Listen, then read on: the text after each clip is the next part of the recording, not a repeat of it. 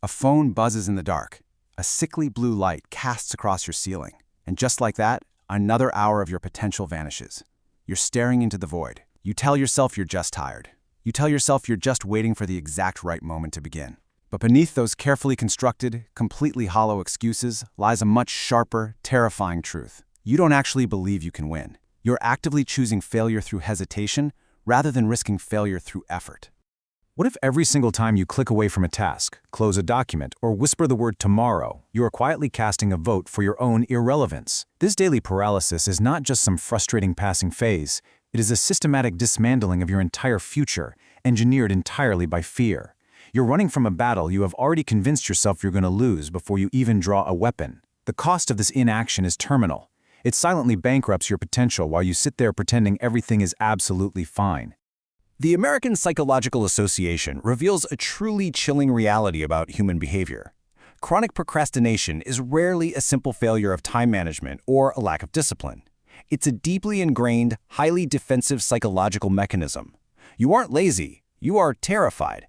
Your brain is actively working overtime to protect a fragile, vulnerable ego from the devastating impact of failure. By avoiding the work entirely, your ego preserves this comforting illusion of untested genius. It's a brilliant, entirely lethal form of self-sabotage designed to keep you safe at the absolute bottom. Part 1. The Invisible Sabotage Blueprint. Look, human behavior doesn't decay by accident. It follows a remarkably precise, terrifyingly predictable biological decay cycle. When you lack deep-seated self-belief, you instinctively enter a loop of self-handicapping. You literally create your own obstacles. Step 1. A high-stakes goal appears, and your prefrontal cortex flares with intention. You can see the life you want to build. But then, Step 2, almost immediately, the amygdala, your brain's emotional survival center, detects profound danger. It recognizes that pursuing this goal exposes your potential incompetence to the world. So, Step 3 kicks in. To protect you from that catastrophic realization, your brain initiates a covert sabotage operation. Suddenly, you just have to clean your entire desk. You choose meaningless distraction to shield the ego from the terrifying vulnerability of actual effort. According to extensive research by neuroscientists at the University of Michigan, the human brain's dopamine pathways are literally hardwired to choose instant numbing comfort over difficult, high-stakes action. Why? Because the anticipated pain of failing feels practically fatal to your self-esteem. Your nervous system is treating a failed project or a rejected proposal as a mortal threat. You would rather be perceived by others as lazy because laziness is a choice you can theoretically fix tomorrow than be utterly exposed as incapable. Your dopamine pathways are actively bribing you to remain exactly where you are. Psychologists define this exact behavior as defensive pessimism.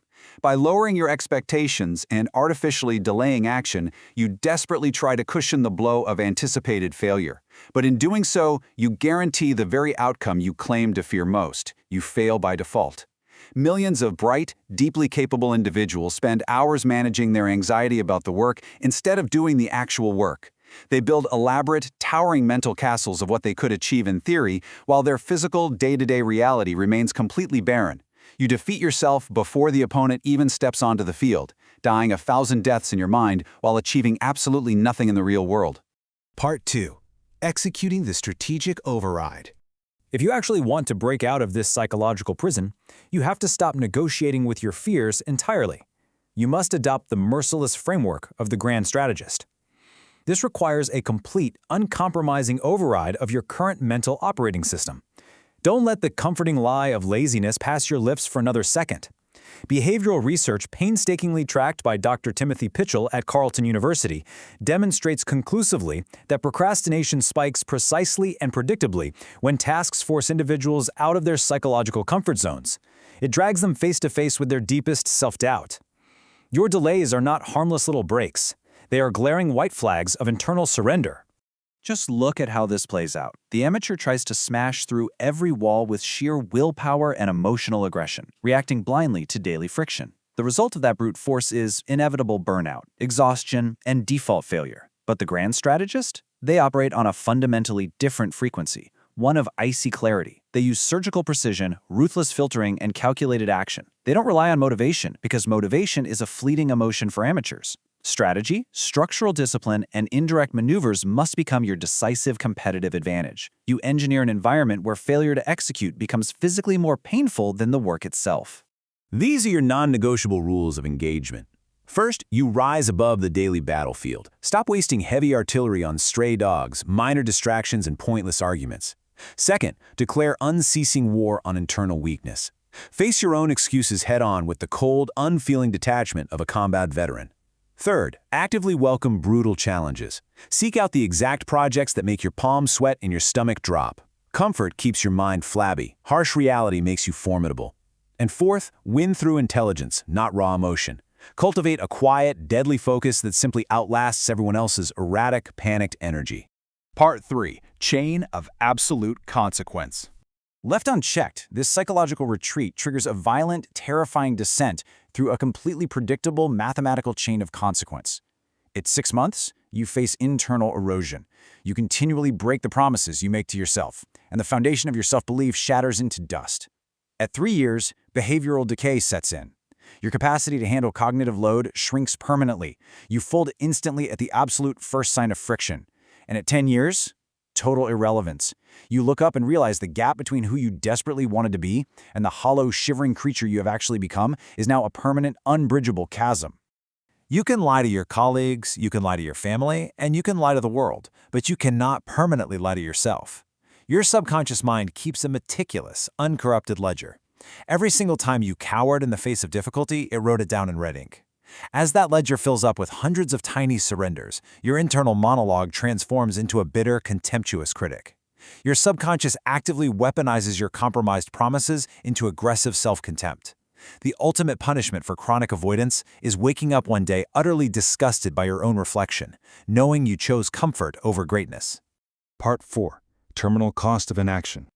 We are operating in a modern ecosystem built entirely on speed, ruthless execution, and unyielding leverage. This world does not pause for your hesitation. So ask yourself, who actually benefits when you refuse to believe in yourself? The harsh reality is that the corporate machinery and the competitive marketplace do not care about your anxiety.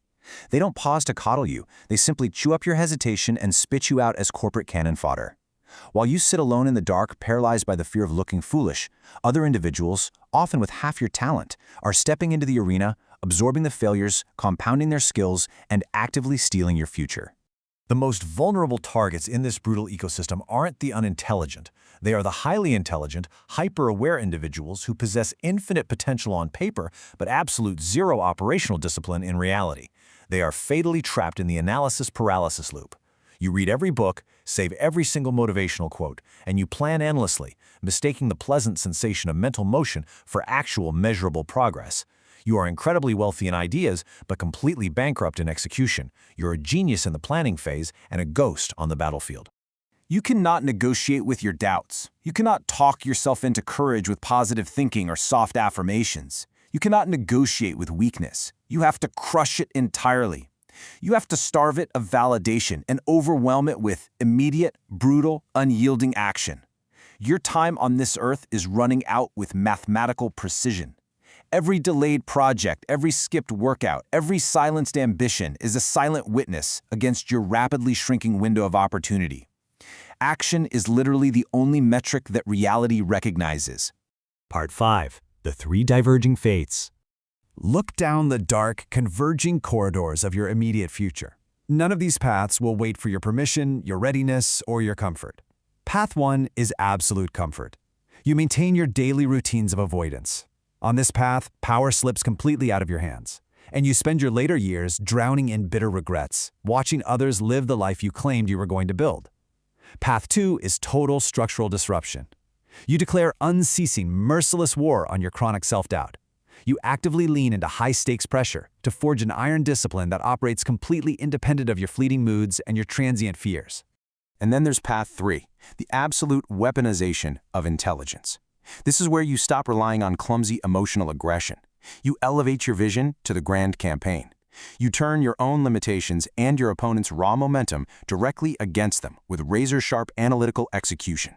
You transform strategy from a mere mental exercise into your ultimate, decisive weapon. You learn to strike exactly where the resistance is weakest, moving with lethal efficiency, while the rest of the world remains utterly paralyzed by overthinking. So, which of these 3 paths are your current daily habits, your midnight scrolls, and your morning hesitations actually building toward right now? Because if you don't completely master the war within your own mind, the war outside will inevitably crush you into absolute, shameful silence. The clock is relentlessly ticking. What is your next move?